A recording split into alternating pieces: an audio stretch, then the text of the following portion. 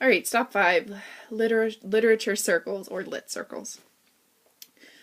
One of the novels that Kim's class studied this year was City of Ember by Jeanne Deprau. I think I'm saying that right. This book is set in a dystopian time in a city that's quickly losing its light. If you want to read a synopsis about the book, you can go to www.jeanneduprau.com/books/SHTML if you want to read a synopsis. You don't have to, but reading this book as a class would be difficult to figure out, just because we have 28 kids in the class, and if you're reading it in class out loud to the kids every day, if a kid's not here, you got to catch them up, etc. Kim divided the class into groups and then put them in lit circles. So every day the students had a job in their lit circle, whether it was discussion leader, note taker, discussion member. Each person needed to have read to where they were supposed to in the book in order to be a part of the discussion. There were also small projects along the way. A newspaper article, a wanted poster, a descriptive paragraph rewriting of an event in the book. So rewriting a paragraph that was in the book in a more descriptive way or in a different way. And these projects tested comprehension for the students. So it was kind of making sure that not only were they reading, but they were understanding what's happening, which is, again, one of the big focuses of grade 6. These projects were sort of a way to ensure that the students were actually reading the books and understood what was happening in the book as they read it. Along with all of this, there were also class discussions that gave the students opportunities to show what they knew by sharing it with the class. Students also provided journal responses.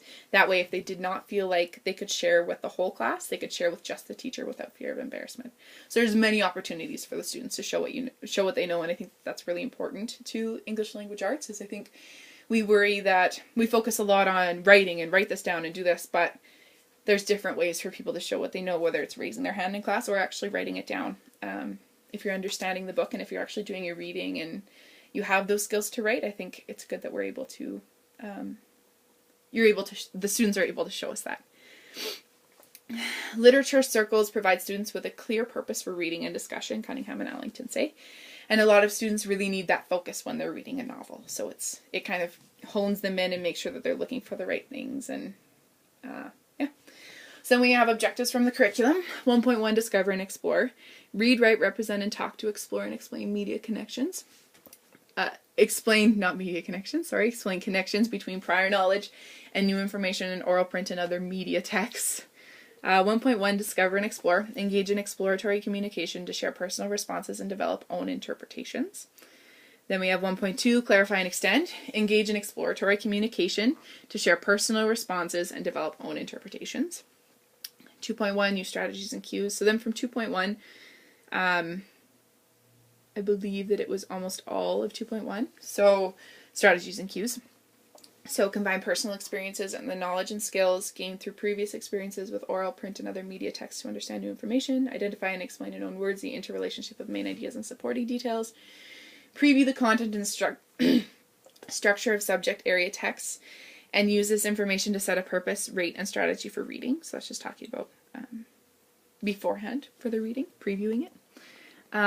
Use definitions provided in context to identify the meanings of unfamiliar words, so just understanding the text again.